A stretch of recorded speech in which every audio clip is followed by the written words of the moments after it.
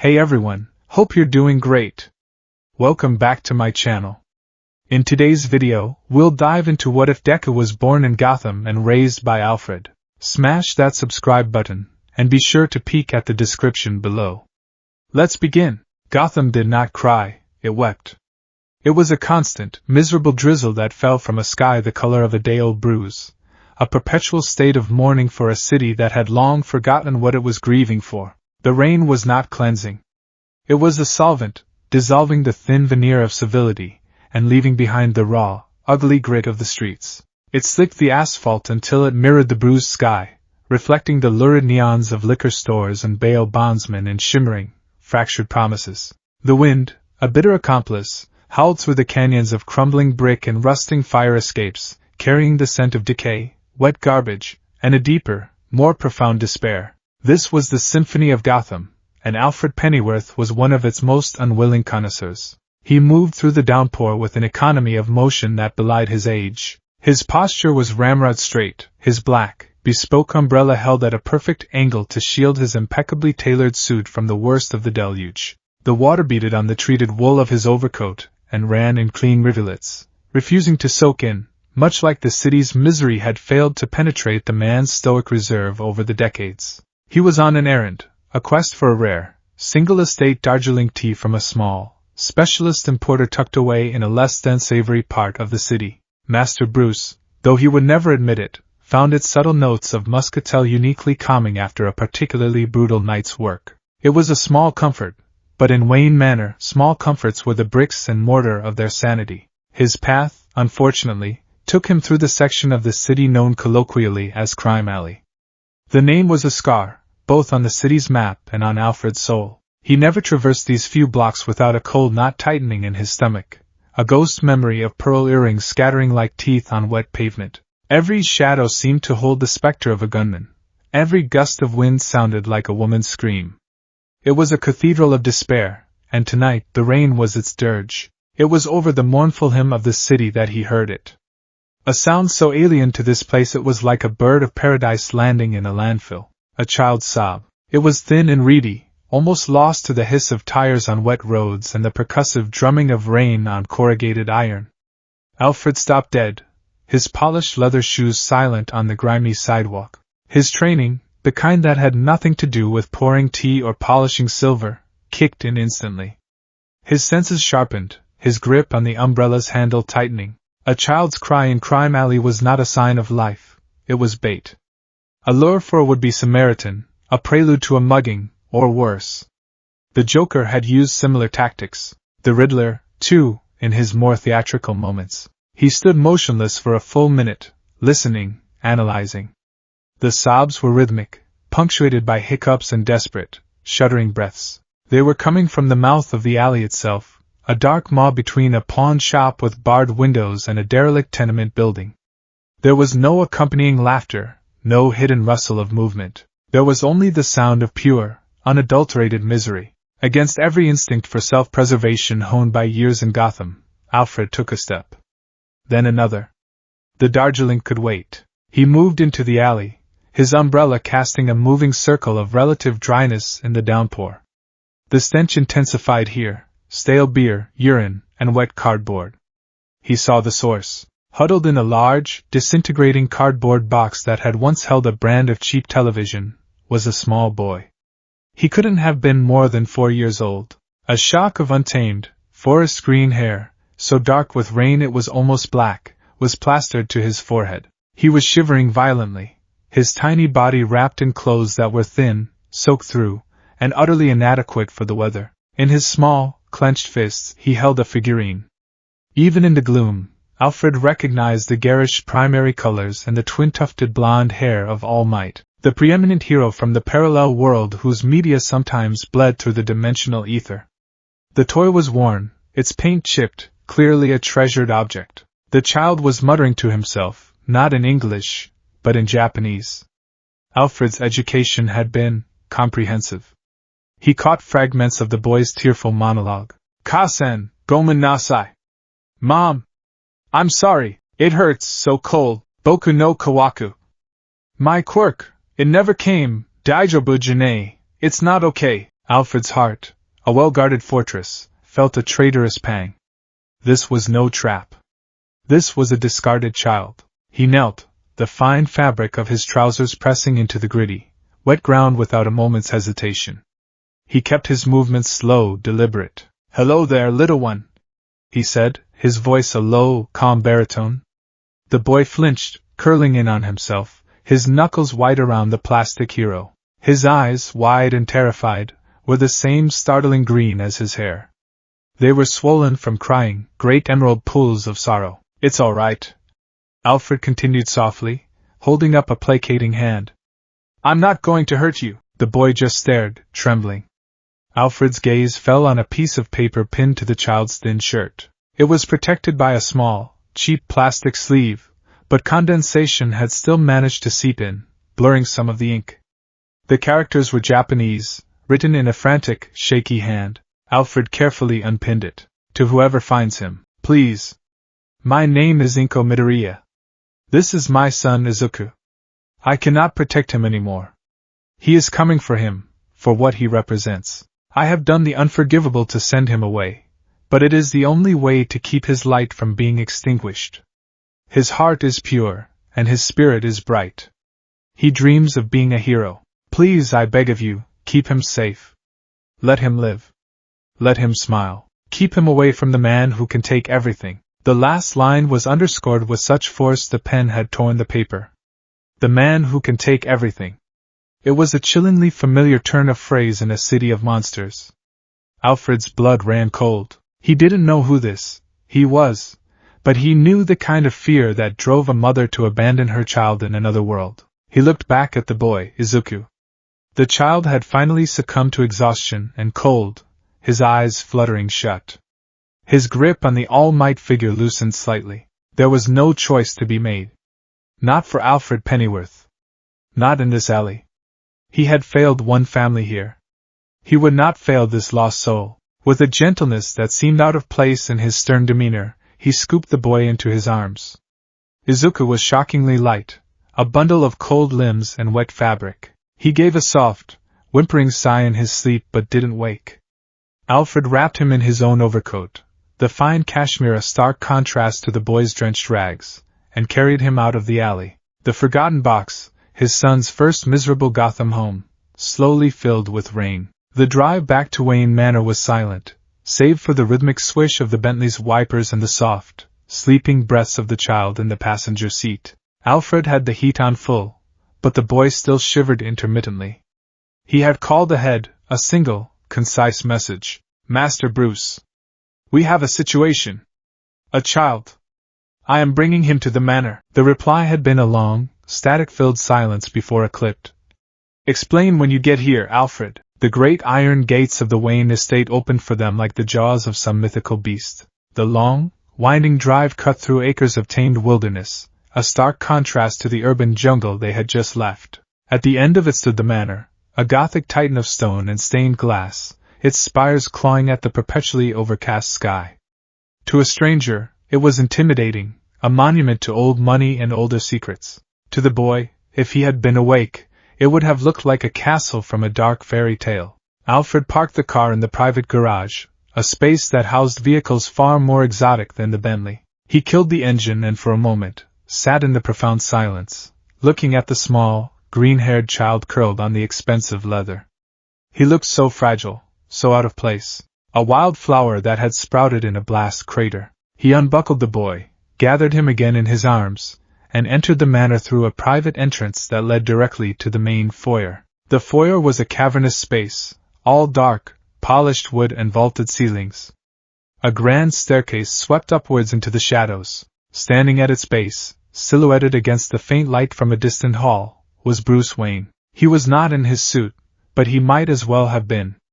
Dressed in simple gray sweats and a black t-shirt, he still radiated an aura of coiled intensity. His arms were crossed over his broad chest, his expression a mask of severe, brooding neutrality. His gaze was not on Alfred, but fixed on the small, sleeping bundle in his arms. "Alfred!" Bruce's voice was a low rumble, devoid of warmth. "What have you done?" "I have done what was necessary, Master Bruce," Alfred replied, his tone formal but unyielding. He walked forward, stopping a few feet from his ward. I found him in Crime Alley.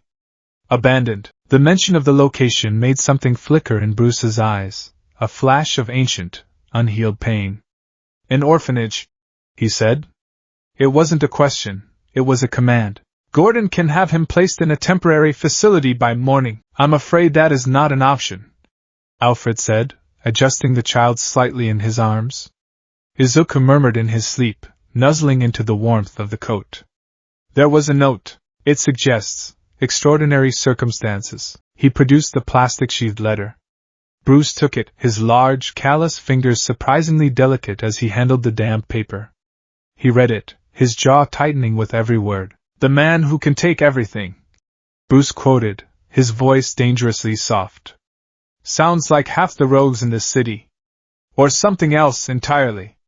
The note is in Japanese. The boy was speaking it as well, Alfred confirmed. He mentioned a quirk. Bruce's head snapped up, his focus absolute. A quirk? From, precisely. It would appear, Master Bruce, that this child is not from our world. It was a staggering leap of logic, but not one without precedent. They had dealt with interdimensional incursions before. Breaches, tears in reality, usually messy, always dangerous. A single, lost child was new. That's impossible, Bruce stated, though his tone lacked conviction. The energy signatures for a breach that stable would be enormous. We would have detected it. Perhaps the breach was not stable. Perhaps it was just a pinprick, a one-way passage born of desperation. Alfred countered smoothly. He had already walked through the logic in his head. A mother's final, impossible act to save her son. Bruce fell silent, pacing the length of the marble floor. He was a caged panther, radiating a restless, predatory energy. He stopped and looked at the boy again. All he saw was risk. He saw a vulnerability they couldn't afford.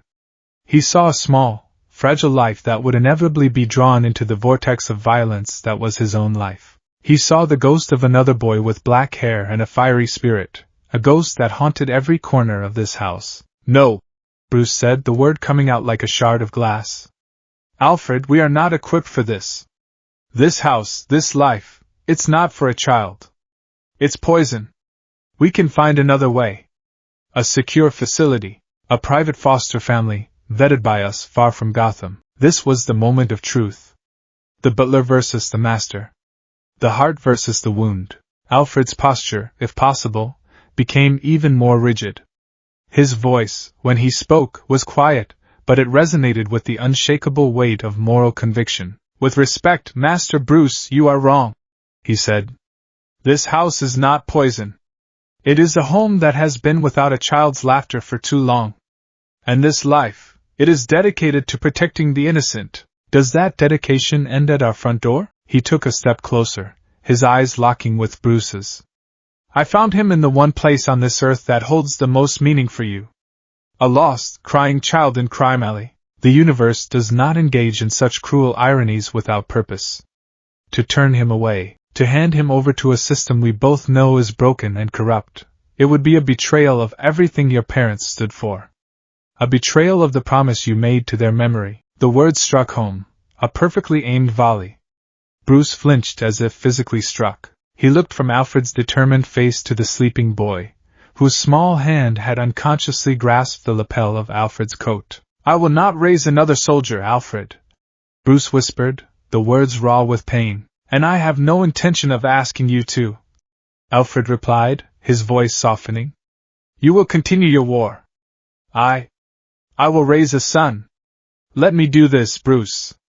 Let this house be a sanctuary, not just an armory. Let there be one light in this gloom that we nurture, instead of just guarding the darkness from a distance. For a long, tense moment, the only sound was the ticking of a grandfather clock in the hall, counting down the seconds of a life hanging in the balance. Finally, Bruce let out a long, shuddering breath, the tension leaving his shoulders. He looked defeated, but not by Alfred. He was defeated by the undeniable, crushing logic of the old man's humanity. Run a full diagnostic, Bruce ordered, his voice shifting back to a more practical, detached tone. Scan him for any residual dimensional energy, any trackers, any biological anomalies. Set up a room in the east wing. Isolated, secure. He paused, looking at the boy's shock of green hair. And Alfred, if this goes wrong, then it will go wrong with us having done the right thing. Alfred finished for him, a faint, triumphant warmth spreading through his chest.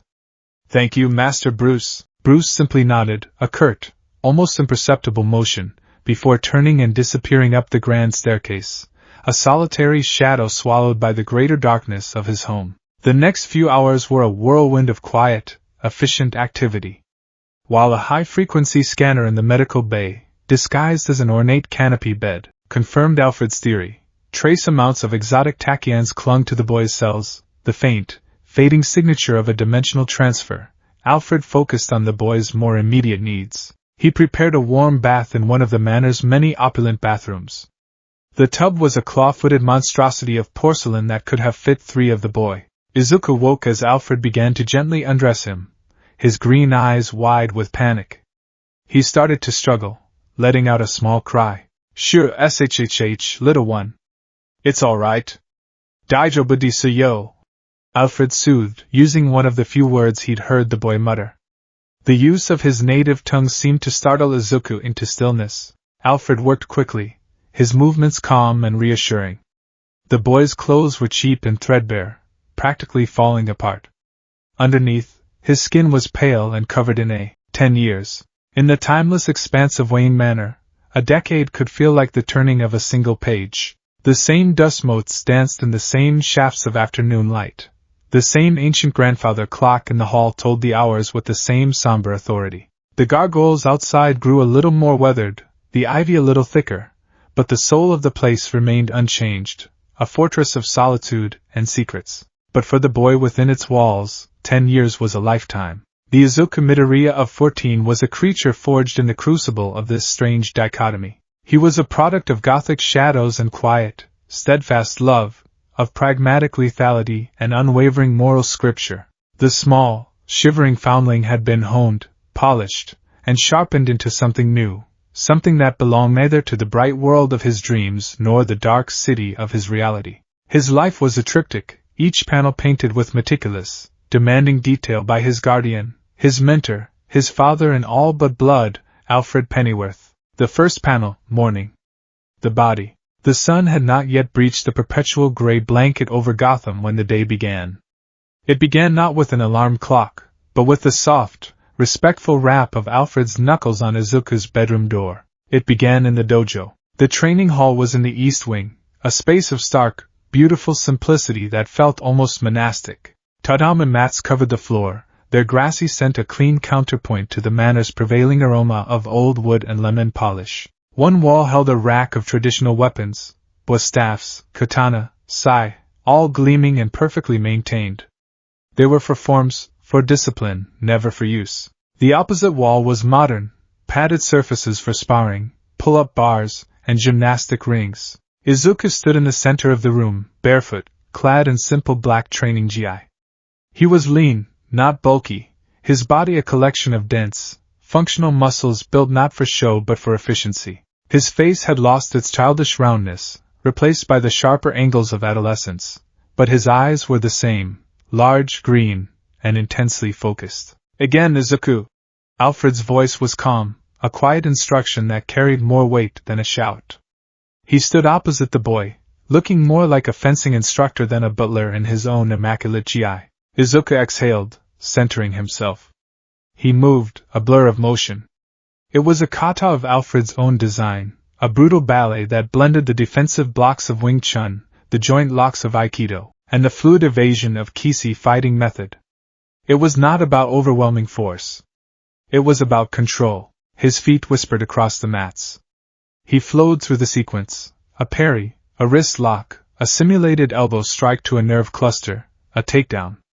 Every movement was precise, economical. There was no wasted energy. No theatrical flourish. This was the Gotham way. End the fight quickly, efficiently, with the minimum amount of harm necessary. Your transition from the lock to the throw was half a second too slow, Alfred critiqued, his eyes missing nothing. You allowed your imaginary opponent a window to regain his footing. In a real engagement, That half-second is the difference between disabling an assailant and being disabled yourself. Again, Izuku nodded, his expression unreadable. He didn't complain. He didn't sigh. He simply reset his stance and began again. This was the rhythm of his life. Repetition, analysis, correction, perfection. While he moved, his mind was a whirlwind. Weight distribution on the back foot was off by 5 degrees. The torque from my hips was insufficient. Alfred's point is valid. A trained fighter like Black Mask's enforcers would have exploited that. Need to adjust the angle of approach, use the opponent's forward momentum more effectively. Control, Izuku, not cruelty, Alfred would say, correcting his grip. The body is a machine, a system of levers and fulcrums. You are not its destroyer. You are its engineer. You are here to make it stop working, not to break it. This was the first lesson of the day, every day. The body as a tool, a weapon, and a responsibility. The second panel, afternoon. The mind. After a shower and a breakfast of protein, complex carbs, and Alfred's peerless Darjeeling tea, the second panel of Izuku's day would unfold in the Manor's library. If the dojo was a monastery, the library was a cathedral. 2 stories of floor-to-ceiling bookshelves, crammed with leather-bound volumes on every subject imaginable. A rolling ladder stretched up into the dusty heights, and a massive fireplace, large enough to stand in, dominated one wall. This was Izuku's true sanctuary. His curriculum was eclectic. While he followed a rigorous online program for a standard high school diploma, his real education happened here. On the massive oak table, a copy of Gray's Anatomy lay open next to a textbook on advanced organic chemistry. Beside that, Sun Tzu's The Art of War was bookmarked, its ancient wisdom annotated with Izuku's neat, compact handwriting. Alfred was his tutor here as well, his knowledge seemingly as boundless as the library itself. He would drill Izuku on the chemical compositions of various toxins used by Gotham's rogues, and then, in the next breath, quiz him on the principles of structural engineering needed to assess a building's weak points. If Mr. Freeze ices the support columns of a bridge, where do you apply the explosive charge to create a clean, controlled demolition and prevent a catastrophic collapse into the river? Alfred might ask while polishing a silver tray, and Izuku, without looking up from his notes, would reply, "You don't. Explosives would compromise the brittle structure further. You need thermal charges, applied at the primary stress joints here, and here, to create a contained melt-through, allowing the section to drop vertically. But a better solution would be to counter the crystallization with a rapid saline dispersal system." Today, however, his focus was split. In one half of his workspace, he was designing a schematic for a compact, high-tensile strength grappling line launcher, calculating the required gas pressure and gear ratios. In the other half, he was practicing his Japanese, meticulously tracing kanji characters onto a worksheet. He was fluent, thanks to years of dedicated study, but he was always striving for greater nuance, for the perfect pitch and rhythm of a native speaker. It was in these moments that his 2 worlds collided most violently. He would be deep in a chemical equation for a fast-acting antidote to Joker venom, only to have his eyes drift to the tablet at the edge of his desk. It was a new, top-of-the-line Wayne Tech model, but it contained the soul of the broken, water-damaged device he'd been found with. On it were the same corrupted files, a handful of news clips of All Might's heroic deeds and 2 grainy, stuttering episodes of a show about UA High School. He would watch them, a ritual he performed at least once a week. The screen would fill with color, with sunlight, with heroes who announced their attacks and villains who were defeated with righteous, city-saving punches. It was so loud, so bright, so wonderfully, beautifully simple.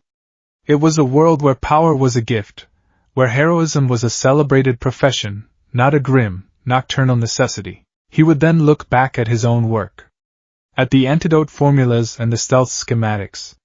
And he would open his notebook, his hero analysis for the future. Journals were legendary, at least to an audience of 1. There were 13 volumes now, bound in dark green leather. But they had changed. The early, childish scribbles about All Might's power had been replaced by chillingly detailed, pragmatic analyses of Gotham's horrors. He flipped to a page on Two-Face. It didn't detail his strength, or his fighting style. It detailed his psyche. Subject: Harvey Dent Two-Face. Primary weakness, psychological, not physical. Over-reliance on the coin creates a predictable binary decision-making process. The coin itself is the weak point. Disarm, don't destroy. Destruction of the coin induces a state of catatonic indecision, but also extreme psychological distress. Better to substitute it with a weighted coin? Or use a high-powered magnet? Secondary weakness, his good side. Appeals to Dent's history as a DA have shown limited success. Can be used for de-escalation in non-combat scenarios. Requires leveraging a shared sense of justice, however warped. This was the fruit of his education. An analytical mind that could dissect a person's soul as easily as a chemical compound. It was a terrifying skill, and it was the furthest thing from the smiling, confident heroism of All Might. The third panel, evening. The shadows. As dusk bled into the inky black of a Gotham night, the final panel of Izuku's day was revealed. This was the lesson of the shadows. It often began as a game. The biscuit heist. Alfred would announce with a twinkle in his eye, placing a single, freshly baked shortbread biscuit on a porcelain plate in the center of the grand dining room. Your objective, Izuku, is to retrieve the target from the plate and return to your room undetected. You will have to bypass 3 pressure plates, 2 laser tripwires, and my own humble surveillance. You have 1 hour. Should you succeed, you may enjoy the spoils of your victory. Should you fail, Alfred would smile. More for me, but it was no game. The manor at night was a labyrinth of security systems, a training ground designed by the world's greatest detective.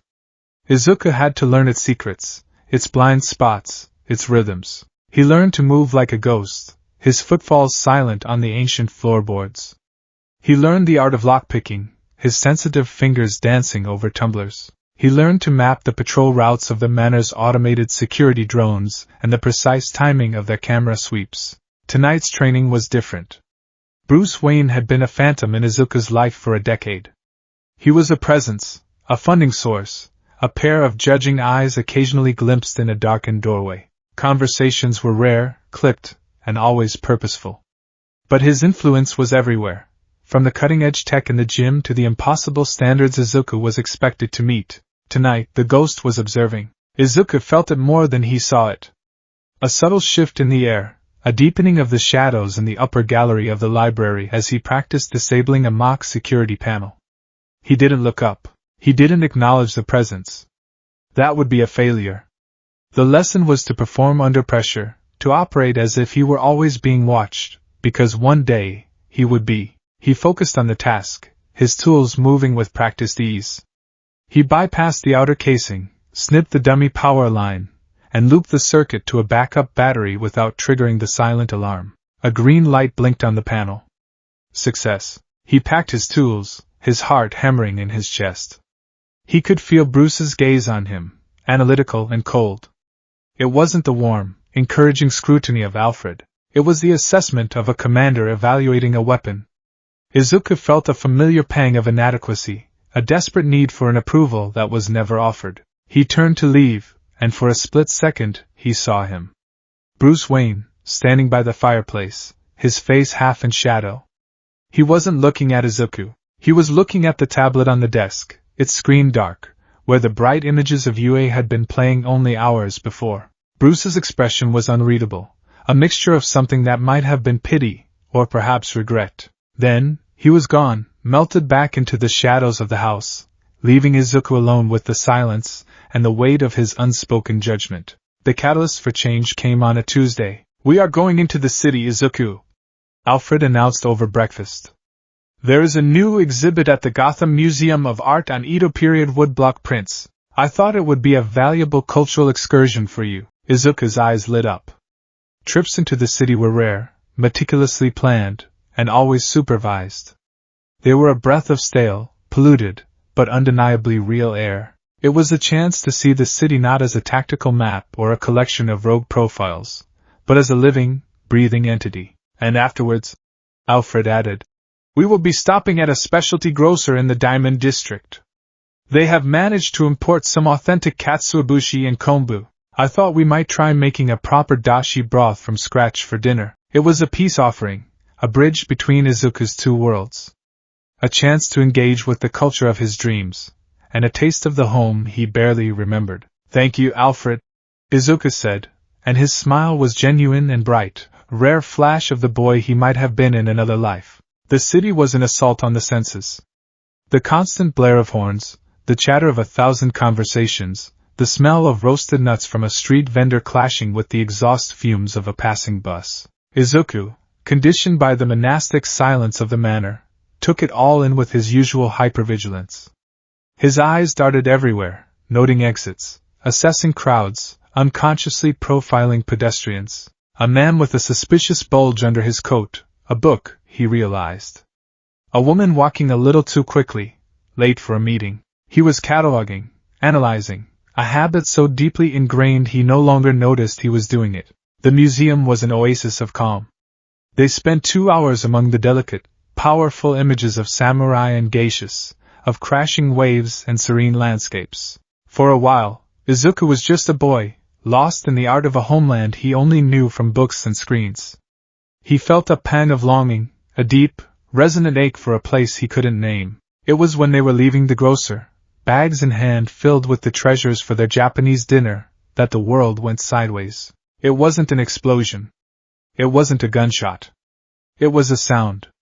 A wave of terrified screaming that washed over the street, coming from a few blocks away.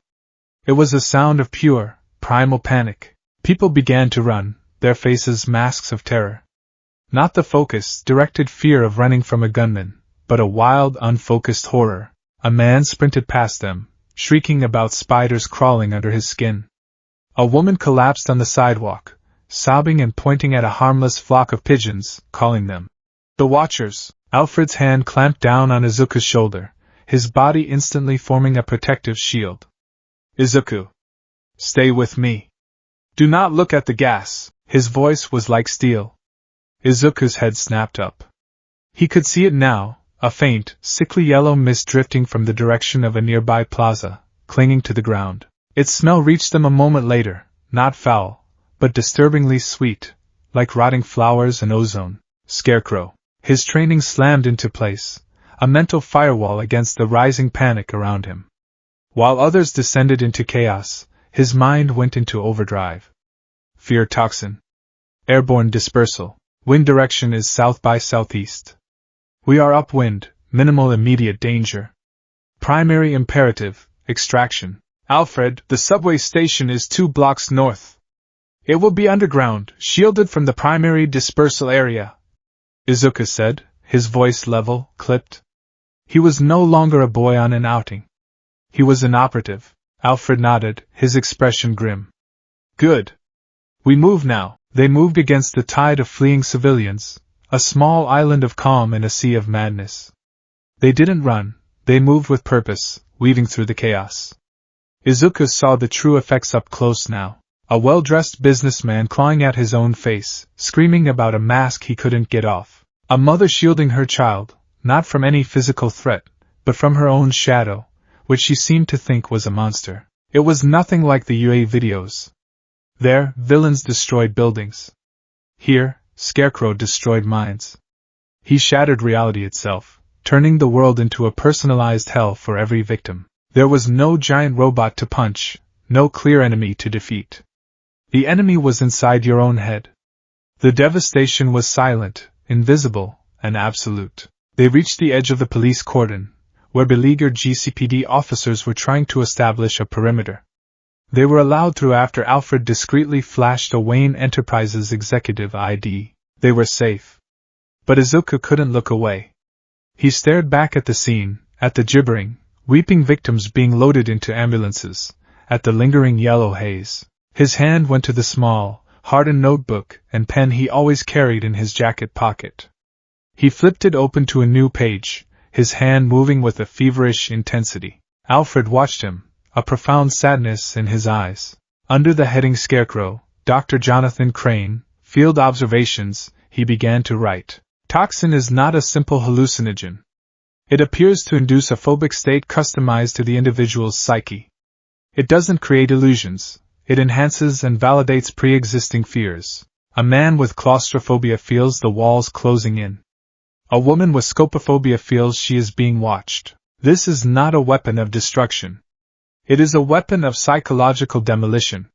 Physical force is useless against it. Heroic intervention based on combat is fundamentally flawed when facing this type of threat. New section, Fear as a Weapon, Mitigation and Counter Tactics. Hypothesis 1, Sensory Input Overload. Can a powerful, grounding stimulus, loud noise, intense light, physical pain, break the hallucinatory state? Risk of exacerbating the panic. Hypothesis 2, Sensory Deprivation. Blocking sight and sound to remove external triggers. Requires subject compliance, unlikely in a phobic state. Hypothesis 3, Chemical Counteragent. Alfred has formulas for an antidrenal agent, but delivery is the issue. Aerosol? Injector? Hypothesis 4, Psychological Intervention. Grounding techniques. Forcing the victim to focus on tangible, real-world objects. Name 5 things you can see. 4 things you can feel. Requires a calm, authoritative presence. He was so absorbed he didn't notice the small commotion nearby until Alfred placed a gentle hand on his arm. A young woman, a tourist by her clothes and wide-eyed confusion, had been knocked over in the stampede. She was sitting on the wet pavement, trying to get up, her face pale with shock. A long, ugly gash ran down her forearm, bleeding freely onto the sleeve of her jacket.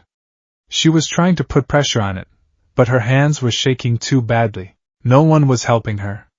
The police were overwhelmed, the paramedics were triaging the toxin victims. She was just another piece of acceptable collateral damage in a city that produced it daily. Izuku looked at the woman. He looked at his notebook, filled with cold, hard analysis. He looked at Alfred, whose expression held a silent question. He made a choice. He closed the notebook, put it away, and walked over to the woman. He knelt beside her, his movements calm and deliberate, just as Alfred had taught him. "Ma'am, are you all right?" he asked, his voice soft. She looked up, startled. I think so. My arm, I see. My name is Izuku. I have advanced first aid training.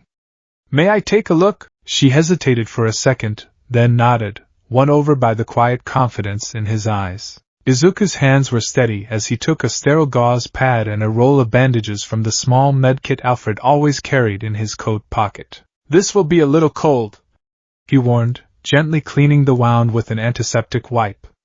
He worked with an efficiency that was mesmerizing, his fingers moving with the precision of a surgeon. He applied the gauze, wrapped the bandage snugly but not too tightly, and secured it with a neat knot. "It's not too deep," he said, his voice a soothing murmur.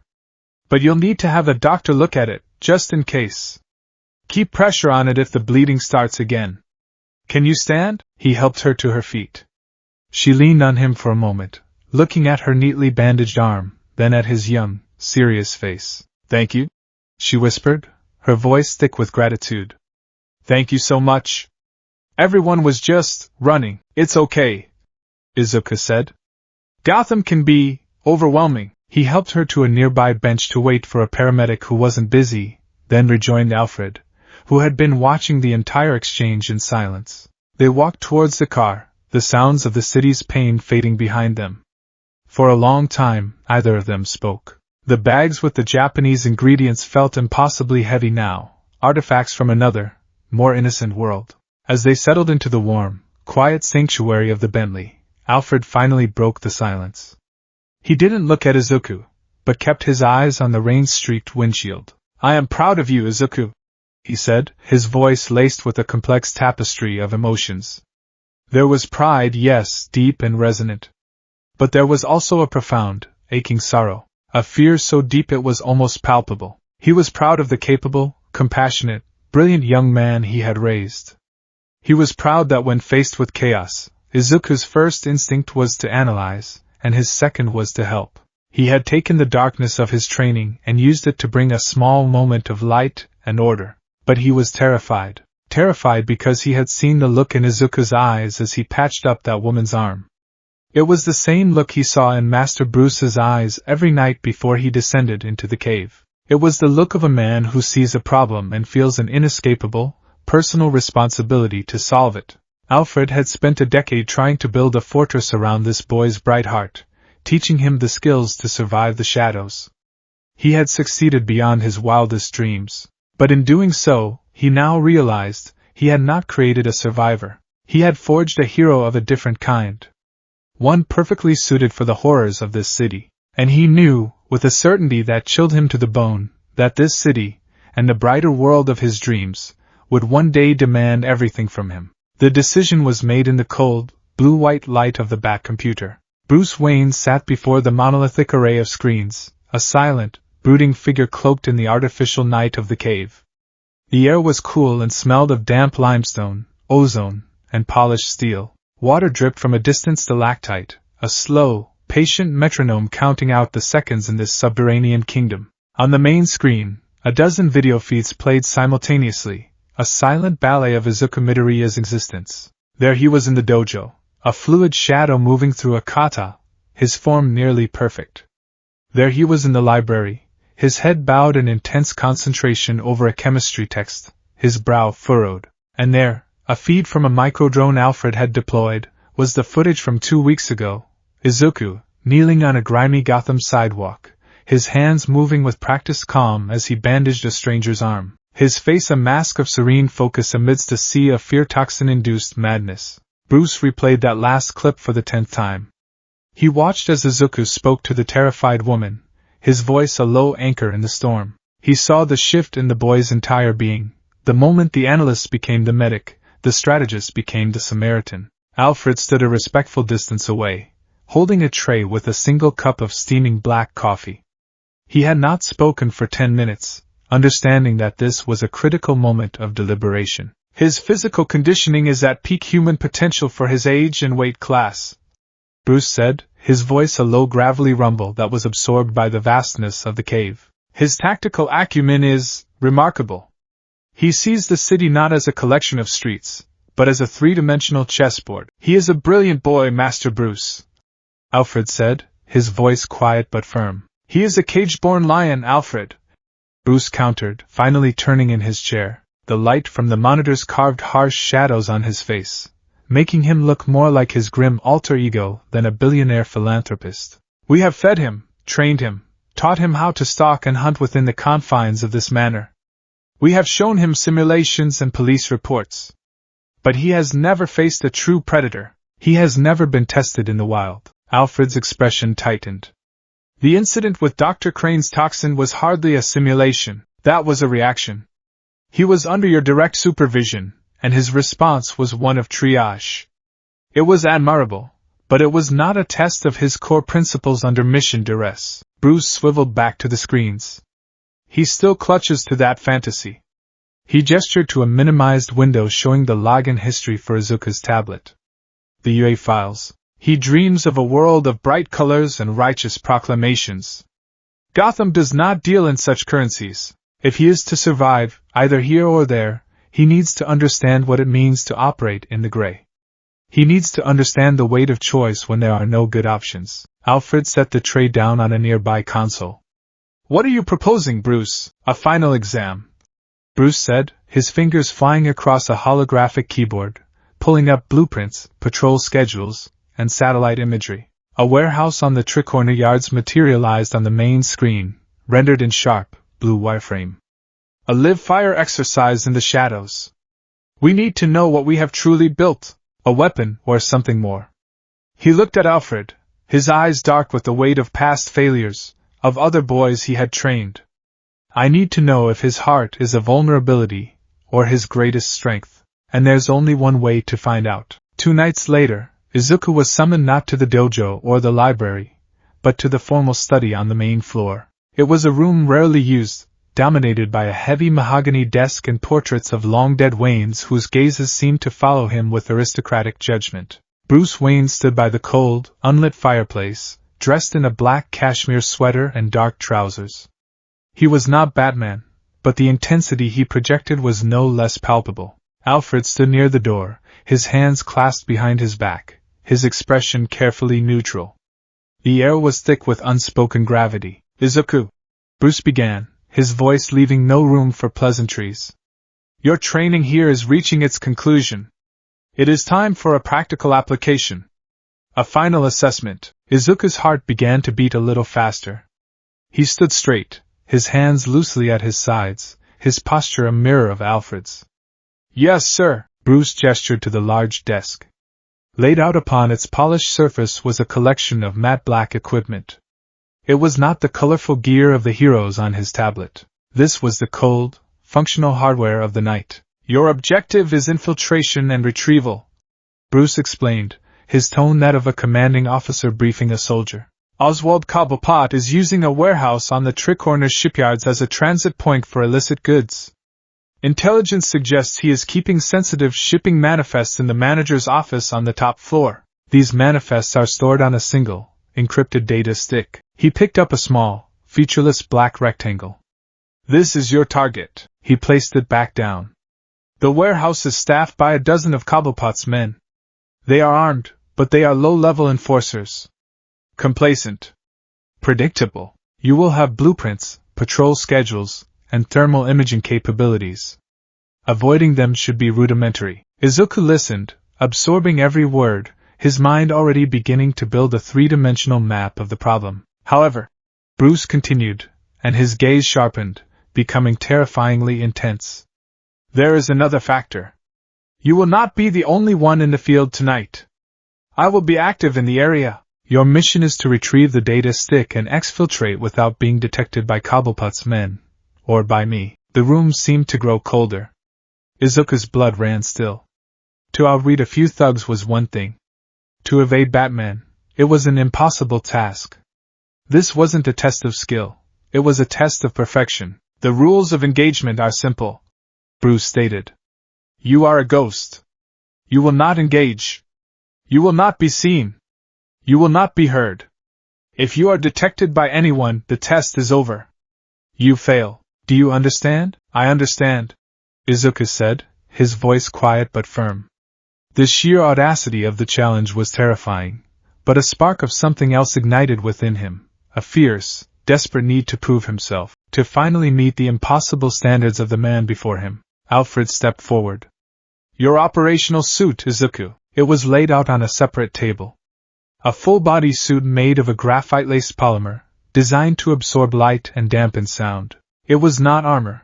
It offered minimal protection against ballistics but provided maximum stealth. The boots had soft, sound-absorbing soles. The gloves had fingertips that could peel back to allow for fine motor control. The mask was a simple cowl that covered his hair and the upper half of his face, leaving his mouth and jaw exposed. It was fitted with multi-vision goggles that could switch between night vision, thermal, and electromagnetic field detection. The gear was a physical manifestation of his training, silent, pragmatic, and utterly devoid of heroic identity. As Izuku changed, Alfred assisted him, his movements efficient and practiced. He checked the seal on the goggles, adjusted the utility belt that held a small arsenal of non-lethal tools, a few palm-sized EMP pellets, smoke capsules, a compact lockpick set, and a spool of high-tensile, non-reflective wire. The final piece was a compact grapple launcher, its firing mechanism powered by compressed gas for a near-silent launch. Remember your training, Izuku, Alfred murmured, his voice too low for Bruce to hear. His hands rested on the boy's shoulders for a moment, a rare, grounding touch. The systems, the movements, the analysis. But more importantly, remember yourself. Do not let the mission eclipse the man. Izuku met Alfred's gaze in a nearby mirror. He saw his own wide, green eyes staring back from the black cowl. He looked like a creature of the night, a fledgling shadow. He gave a single, determined nod. The Tricorner yards were a skeletal wasteland under the perpetually starless Gotham sky. The air was thick with the smell of salt, rust, and the faint, greasy odor of fish. Hulking cranes stood like slumbering iron beasts against the horizon, their cables groaning in the wind. The warehouse was a massive, corrugated steel box, bleeding rust from every seam, its windows dark and grimy. Izuku lay prone on the roof of an adjacent building, 100 yards away. The wind whipped at him, cold and damp, but he was motionless, a part of the rooftop's landscape of vents and gravel. For 20 minutes he had done nothing but watch. Through his goggles, switched to thermal, the warehouse was a hive of activity. He mapped the heat signatures of the guards. 2 at the front entrance smoking, one on the roof, pacing a predictable, lazy circuit. 7 inside, mostly gathered in a brightly lit room on the ground floor. A break room, he deduced. That left 2 rovers. His eyes traced their paths until he had their patterns memorized. He switched to the blueprints, projected onto the inside of his goggles. He saw the manager's office, top floor, northeast corner. He cross-referenced it with his thermal scan.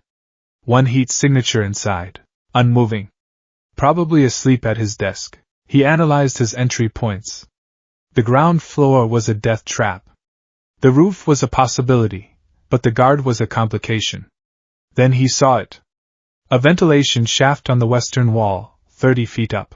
Its cover was held on by 4 simple bolts. It was a blind spot for the rooftop guard and shielded from the street. That was his door. The grapple launcher made a sound no louder than a sigh as it fired. The multi-pronged hook sailed through the air, a black streak against the slightly less black sky, and bit into the steel siding next to the vent with a dull thunk. He tested the line. It was secure. He moved to the edge of the roof, his heart a frantic drum against his ribs. He took a deep breath, the cold air stinging his lungs. You are a ghost. He stepped off the edge. The descent was a controlled, silent glide. He kept his body taut, his feet barely brushing against the rough wall of the warehouse. He landed on the narrow ledge of the ventilation shaft as lightly as a falling leaf. From his belt, he produced a multi-tool and began working on the bolts. They were rusted, stubborn. Every creak of the metal sounded like a gunshot in the tense silence. He had to pause twice, freezing as one of the internal rovers passed by on the other side of the wall, his whistling barely audible. Finally, the last bolt came free. He eased the heavy grate open and slipped inside. The inside of the vent was a tight, dark, claustrophobic tunnel of cold metal. It smelled of dust and rats. He moved on his hands and knees, every movement carefully measured to avoid making a sound. He was guided by the blueprints in his goggles, a glowing blue line leading him through the maze. He reached a grate that overlooked the main floor. Peering down, he could see the scene he'd observed with his thermal scan, a group of burly men in heavy jackets playing cards around a folding table, their laughter coarse and loud. A small, grease-stained television flickered in the corner. They were sloppy, unprofessional, and yet, the tension in Izuku's chest was suffocating. He was an intruder in a predator's den. He continued on, his path taking him upwards, towards the 3rd floor. He found the designated exit point, another grate that opened into the ceiling space above a darkened hallway. He listened for a full minute. Nothing. He carefully removed the grate and lowered himself down, his muscles screaming from the strain, landing on the dusty concrete floor without a whisper of sound. He was in. The manager's office was at the end of the hall. The door was locked. A simple tumbler lock, not electronic. Child's play after years of Alfred's biscuit heists. He knelt, pulling out his picks. The familiar feel of the tools was calming. He inserted the tension wrench, applying gentle pressure. He slid the pick in, feeling for the pins. Click. The first pin set. Click. The second. A floorboard creaked behind him. Izuku froze, his blood turning to ice. He didn't dare breathe. He remained perfectly still, a statue in the dark hallway. He strained his ears, listening for the faintest sound. Had he been seen? Was it one of the rovers? Or was it him? He heard a low grumble, and the smell of cheap cigar smoke drifted down the hall. One of the card players, heading for the restroom. The man shuffled past the darkened end of the hall where Izuku knelt, not even glancing in his direction, and disappeared around a corner. Izuku let out a breath he didn't realize he'd been holding. His fingers were trembling slightly. He forced them to be still. Control. Click. Click. Click. The last pin set? The lock turned with a soft, satisfying snick. He pushed the door open a crack and peered inside. The office was dimly lit by the glow of a computer monitor's screensaver. A large, overweight man was indeed asleep in a high-backed leather chair, a half-empty bottle of whiskey on his desk. His snores were a low, guttural rattle. The data stick was right there, plugged into the side of the monitor, a small black rectangle just as Bruce had described. This was the easiest part. He moved like smoke, his feet making no purchase on the worn carpet. He crept around the desk, his eyes fixed on the sleeping man. His hand reached out, his gloved fingers closing around the data stick. He pulled. It came free with a soft electronic chime as the computer registered its removal. The manager snorted in his sleep and shifted in his chair, but didn't wake. Izuku backed away, step by silent step, until he was out of the office. He gently closed the door, not bothering to relock it. Mission accomplished. Now for the hard part, exfiltration. He had the target. He had remained undetected by the thugs. Now he had to get out of the city's most dangerous shadow. He made his way back to the ventilation access, every sense screaming, searching the darkness for a shape, a movement, that was blacker than the rest. He saw nothing. Heard nothing. But he felt it. A pressure. The feeling of being watched by an apex predator. He was about to hoist himself back into the ceiling when he heard it. It was not a guard's shout. It was not a footstep. It was a muffled sob. It was the same sound he had heard in Crime Alley a decade ago. A sound of pure, hopeless misery. It was coming from the far end of the warehouse, from a section marked on the blueprints as cold storage. It's not part of the mission, a cold, pragmatic voice in his head, a voice that sounded a lot like Bruce, told him. You have the objective. Your orders are to exfiltrate. It's a trap. It's a distraction. But then he heard another voice, a quieter one that sounded like Alfred. Remember yourself. He couldn't leave. He couldn't. The sound of that sob was a hook in his soul. He abandoned his exfiltration route. He moved away from the safety of the vents and began making his way towards the source of the sound, sticking to the deepest shadows, moving between stacks of crates. The feeling of being watched intensified, but the pull of the cry was stronger. He reached the cold storage area. It wasn't a freezer, just a large, windowless section of the warehouse. In the center stood a single, massive shipping container. It was new, its steel sides clean and unmarked, which was suspicious in itself. The sobbing was coming from inside. He crept closer, pulling a fiber-optic camera from his belt. He slid the thin, flexible wire under the crack of the heavy door. The image that appeared on his goggles made his stomach clench. It wasn't illicit goods. It was people, a dozen of them, men, women, and 2 small children, huddled together in the darkness. They were pale, terrified, their clothes ragged. On the back of each person's hand was a crude, brutal-looking brand, the shape of a penguin. Cobblepot wasn't just shipping guns or drugs. He was shipping human beings. The mission, the test, Bruce's orders, they all evaporated into insignificance. The data stick in his pocket felt like a worthless piece of plastic. This was real. These were lives. His mind, honed by years of tactical training, immediately discarded the old mission and formulated a new one. Objective, liberation. Constraints, no direct engagement. No casualties. Maintain stealth. Problem, 12 terrified civilians versus a dozen armed guards. A direct confrontation is suicide. Solution, a diversion. A significant, chaotic event that will draw every guard away from this area. His eyes scanned the warehouse. He remembered something from the blueprints. On the eastern side of the building, near the loading docks, were several large diesel fuel tanks for the refrigerated trucks. They were old, probably poorly maintained. A new plan, reckless and dangerous, bloomed in his mind. He moved with renewed purpose, a phantom with a cause. He skirted the edge of the warehouse, reaching the fuel tanks. He pulled out his multi-tool and began to work on the valve of one of the tanks. He didn't open it all the way, just enough to let a slow, steady trickle of diesel fuel begin to pool on the floor. Next, he found a nearby electrical junction box. It was old, the wiring frayed. Perfect. From his belt, he took a small device of his own design, a simple circuit attached to a timer and a small capacitor. It wouldn't create an explosion, just a single, powerful spark. He attached it to the frayed wiring, then set the timer for 5 minutes. That gave him 4.5 minutes to get back to the container and free the prisoners. He sprinted, a black blur moving faster and more recklessly than before. He reached the container's massive locking mechanism.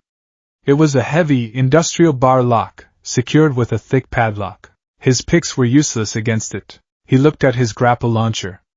He had another option. He swapped the hook for a heavy-duty cutting tip, a tool designed for emergency breaching. It would be loud.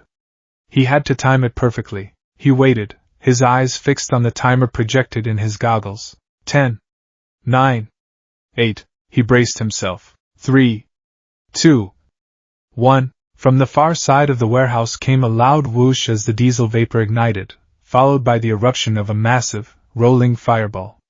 The alarms blared to life, a deafening klaxon. Shouts of panic erupted from the guards. In that exact instant, Izuku fired the cutting tool into the padlock.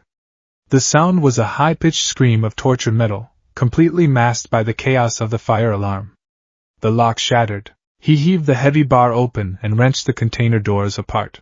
The people inside flinched back from him, their eyes wide with terror at the sight of the dark, cowled figure. "I'm here to help," Izuku said, his voice a low, urgent whisper. He deliberately pitched it to be calming, authoritative. "There is a fire. The guards are distracted. You have to go now." They stared at him, frozen with fear and confusion. "Please," he urged, stepping aside and pointing into the darkness.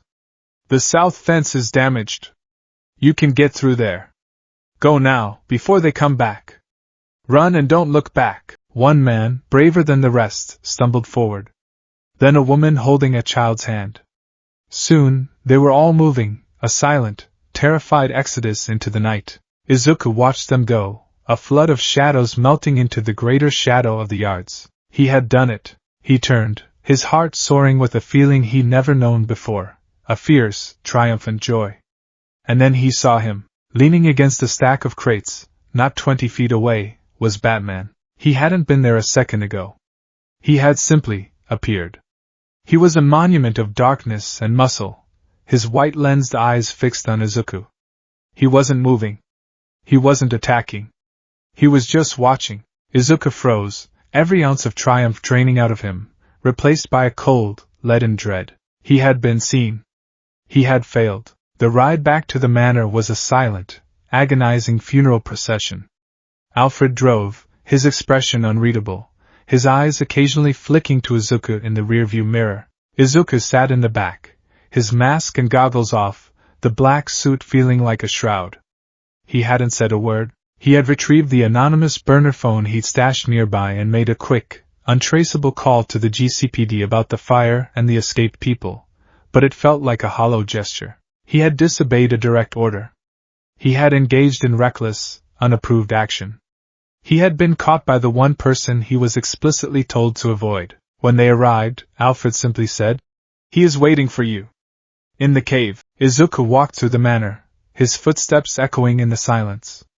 He took the hidden elevator down, the descent feeling like a journey into the abyss. The doors opened to the familiar cool air of the Batcave. Bruce was standing at the center of the main platform, next to the Batmobile.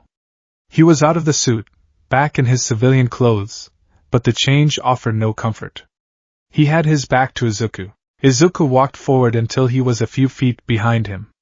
He stood at attention, his shoulders back, his face a stoic mask, ready to accept his sentence. "I have the objective," Izuku said, his voice flat. He held up the data stick. "But I failed the test. I broke protocol, I ignored my orders, and I was detected. I am prepared for the consequences." Bruce did not turn around. For a long, torturous minute, the only sound was the drip of water and the hum of the computers. Then Bruce spoke, his voice quiet, almost conversational. "The data on that stick was a week-old copy of Cobblepot's grocery list. The intelligence was fabricated. The objective was meaningless." Izuku's head snapped up. "What?" Bruce finally turned to face him. His expression was not angry. It was not disappointed. It was searching. "The test was not about whether you could steal a piece of plastic, Izuku. A common thief could have done that. The test was about what you would do when faced with a choice. The mission or the people." He took a slow step towards Izuku, his gaze piercing. "I placed that obstacle in your path. I knew about the trafficking. I leaked the anonymous tip that led you to believe there was a data stick. I designed the entire scenario to see where your loyalties would fall. Would you be a good soldier, follow the cold logic of the mission and leave those people to their fate? Or would you be something else? Izuku stared at him, his mind reeling. The entire night, it had all been a stage. A meticulously crafted moral labyrinth. You chose to save them, Bruce said, his voice a low rumble. You sacrificed the mission. You risked your own safety. You used your training not for personal gain or to follow an order, but to protect the innocent. You showed initiative, compassion, and a will to act. He stopped directly in front of Izuku, close enough that the boy could see the faint scars around his eyes. He looked down at the young man he and Alfred had raised in the shadows of his own pain. For 10 years I have watched you. I have tested you. I have pushed you. I wanted to see if we had trained a weapon, a simple tool to be pointed at a target. He placed a heavy hand on Izuku's shoulder. It was not a gesture of control, but one of acknowledgement. Of acceptance. Tonight you gave me the answer. Bruce's voice was filled with a rare, profound gravity, a flicker of something that might have been pride. You are not a weapon. You are a hero. The aftermath of the shadow test settled over Wayne Manor like a fine layer of dust, changing the texture of everything. The air itself seemed different, the old, heavy silence now laced with a new and unspoken understanding. The dynamic between the three inhabitants of the Gothic estate had undergone a seismic shift, subtle in its expression but profound in its implications. The change was most palpable in Izuku's interactions with Bruce. The looming, judgmental specter was gone, replaced by something far more complex and, in its own way, more intimidating. A mentor who now saw him as an equal in principle, if not in experience. Their conversations, though still infrequent, were no longer one-sided briefings. Bruce would occasionally summon Izuku to the cave, not for a test, but for an opinion. He'd display a complex case file on the back computer, a string of Riddler threats, a new chemical compound from Poison Ivy's latest overgrowth, and ask, "What do you see, Izuku? What am I missing?" Izuku, initially hesitant, soon found his footing. He would point out patterns others missed, psychological tics in a villain's rhetoric, structural vulnerabilities in a target building, or a chemical inconsistency in a formula. He approached the grim work of Batman not as a sidekick, but as a consultant, a fellow analyst armed with a different perspective. He was not Robin. He would never be Robin. He was something else, a role they had not yet named. With Alfred, the change was one of quiet, bone-deep relief. The constant, gnawing fear in the old butler's eyes had receded, replaced by a warm, steady pride. He watched Izuku move through the manor with a new confidence, a sense of self-worth that wasn't derived from a successful kata or a perfectly solved equation, but from the knowledge that he had been weighed, measured, and found worthy on his own terms. Their time together remained the bedrock of Izuku's life, the shared cups of tea, the lessons in the library, the comforting rhythm of their daily routine. But now it was infused with a shared secret, the memory of a night when a boy chose compassion over orders. Izuku himself felt like a live wire, humming with a strange, new energy. The validation from Bruce was a powerful balm on a decade of quiet insecurity. He had been given the ultimate test by the ultimate arbiter, and had not been found wanting. Yet, with this newfound confidence came a renewed and sharper longing. His success in the warehouse had proven that his training was effective, that he could make a difference. But the methods, the stealth, the diversions, the psychological manipulation, felt like a language native to Gotham's shadows. He still dreamed of the sunlit heroism of UA, of a world where saving people wasn't a clandestine operation but a celebrated act of courage. He spent more time with his tablet, poring over the grainy footage of All Might. The hero's booming laughter, his unwavering smile, his simple, powerful declarations of, "I am here," seemed more alluring than ever. It was a different kind of strength, not the quiet, enduring strength Alfred had taught him, or the terrifying, focused strength Bruce embodied. It was a strength that inspired hope, that pushed back the darkness not by hiding in it, but by being a light so bright it cast no shadows. Could he be that? Could the boy raised in the gloom of Gotham learn to be a sun? The question haunted him, a constant, low-frequency hum beneath the surface of his thoughts. He felt caught between two worlds, a citizen of both and a true resident of either. The boy who dreamed of UA, trained in the shadows of Wayne Manor. He was a paradox, and he didn't know how to solve himself. The answer arrived, as most paradigm-shifting events did at Wayne Manor, from the subterranean depths of the Batcave. It began with Lucius Fox. Lucius was another of the Manor's benign, brilliant ghosts. He would appear periodically, always impeccably dressed, carrying a Wayne Enterprises briefcase that held technology years ahead of anything commercially available. He and Bruce would disappear into the cave's R&D lab for days, and the sounds of miniature explosions, humming energy fields, and frustrated genius would echo faintly through the Manor's foundations. For the past several months, their project had been an obsession. They were working with the faint, residual tachyon signature that had clung to Izuku's cells since his arrival. They were trying to understand the physics of his journey, not just out of scientific curiosity, but out of a sense of responsibility. Bruce Wayne did not tolerate unsolved mysteries, especially when one was sleeping under his roof. Izuku was in the library, attempting to translate a particularly dense passage of medieval Japanese poetry, when Alfred appeared in the doorway. "Izuku," he said, his voice imbued with a rare and serious urgency. "Master Bruce and Mr. Fox require your presence." In the cave, Izuku's brow furrowed. He was rarely summoned when Lucius was present. That was Bruce's world. He put down his book and followed Alfred, a knot of apprehension tightening in his stomach. They descended into the technological heart of the manor. The main cavern was bathed in an eerie, pulsating blue light that emanated from the far R&D lab. The heavy, leaf-lined doors were open, and the hum of powerful machinery was a palpable vibration in the air. Bruce and Lucius stood before a large, circular platform. In the center of the platform, contained within a complex array of humming, glowing pylons, was a shimmering distortion in the air. It looked like heat haze on a summer road, a small, unstable ripple in the fabric of reality itself. It was no bigger than a dinner plate, but looking at it made Izuku's teeth ache. "Izuku, come here," Bruce said, his voice cutting through the noise. Izuku walked forward, his eyes fixed on the shimmering anomaly. The closer he got, the more he felt it, a strange, pulling sensation, a resonance deep in his bones. It felt familiar. "For 10 years, we've been studying your unique dimensional signature," Lucius explained, his tone that of a professor thrilled by his own lecture. He gestured to the portal with a flourish. "What you're seeing is the culmination of that research.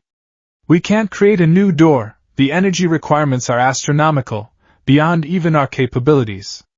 But we've learned how to listen, to find the echo of the original event." Lucius pointed to a complex graph on a nearby monitor. "We found it. The specific dimensional frequency of your home world. It's like tuning an old radio to a distant station. We can't hold the signal for long, and we can't broadcast back. But by focusing a massive amount of energy, we can temporarily stabilize the original point of entry. We can, for a very brief window, create a stable, one-way bridge." Izuku stared at the shimmering air, his mind struggling to process the implications. A bridge. A bridge home. "The science is volatile," Bruce cut in, his expression grim and serious. "The window will last for approximately 1 hour before the quantum entanglement degrades completely. Once it collapses, the frequency will be lost for good. This is a once-in-a-lifetime opportunity. A single, fleeting chance." The hum of the machinery seemed to fade into the background. The vast cave, with its supercomputers and billion-dollar vehicles, shrank until there was only the 3 men and the small, shimmering promise of another world. "A chance for what?" Izuku whispered, though he already knew the answer. It was Alfred who spoke, stepping forward to stand beside him. His hand rested lightly on Izuku's shoulder, a familiar, grounding weight. "A chance for you to achieve your dream, my boy," he said, his voice thick with emotion. Bruce gestured to the main computer console. With a few keystrokes, he brought up a new set of files. It was a complete identity profile. A passport, a birth certificate, school transcripts, a bank account, all under the name Izuku Midoriya. They were flawless, Wayne Enterprises level forgeries, indistinguishable from the real thing. "The UA High School entrance exams are in 3 days, Bruce stated, his voice all business, a stark contrast to the momentous, earth-shattering nature of the conversation. "It's the most prestigious hero academy in your home country, possibly the world. They have a special provision for international transfer students and for applicants who are quirkless. He met Izuku's wide, stunned gaze. The Wayne Foundation has already submitted your application under the guise of a foreign exchange grant. You have been accepted for the examination. We can provide you with housing, a stipend, full financial support for as long as you need it. We can give you a life there. The proposition hung in the air, immense and terrifying and wonderful. Everything he had ever dreamed of, laid out before him on a silver platter forged in the fires of a bat foundry. Yue Hai. A world of heroes. A world of light. The world of all might. It was the culmination of 1,000 secret wishes, the answer to a prayer he had been whispering into his pillow since he was a small, lost boy. He looked at the shimmering portal, the gateway to that dream. Then he looked at Alfred, at his kind, wrinkled eyes, the man who had taught him how to read, how to fight, how to be a person of substance and honor. He looked at Bruce, the terrifying, demanding, and ultimately validating mentor who had forged him into something strong. He looked around the cave, at the place that had been his training ground, his sanctuary, his home. The elation that had swelled in his chest moments before crashed into a wall of gut-wrenching, unexpected grief. To accept their offer was to leave them. To leave the only family he had ever truly known. It felt like an abandonment. A betrayal. After everything they had done for him, after they had taken in a lost child and given him a life, was he really going to just walk away? The dream of Yue was a beautiful, shining thing. But the reality of Alfred and Bruce was solid and real. How could he choose a fantasy over his family? I can't, Izuku stammered, the words tearing out of him. I can't just leave. This is my home. You're my family. My place is here. I can help you here. I can be useful. I can. His voice broke, the conflict warring within him so intensely it felt like he was being physically torn in two. He loved the dream, but he loved these people more. The choice was agonizing, but it was clear. He would stay. He had to. Alfred's hand tightened on his shoulder. Izuku, he said softly. Look at me. Izuku forced himself to meet the old man's gaze. Alfred's eyes were glistening, but his expression was firm, resolute. For 10 years, Master Bruce and I have had one primary objective. It was not to train a soldier. It was not to create an asset. It was to raise a good man, and to keep you safe. He paused, his voice trembling slightly. But safety is a cage if it keeps you from your destiny. And a home is not a home if it becomes a prison. We did not raise you to be our keeper, or our assistant. We raised you to be the best version of yourself. Bruce stepped forward, his usual stoicism cracked by a flicker of something raw and paternal. This life, Izuku, it's a war of attrition. A long, slow bleeding out in the dark. I chose this path. Alfred chose to stand with me. You deserve a different choice. You deserve a chance to stand in the sun. But Gotham needs help, Izuku argued, his voice desperate. I can help you. We can work together.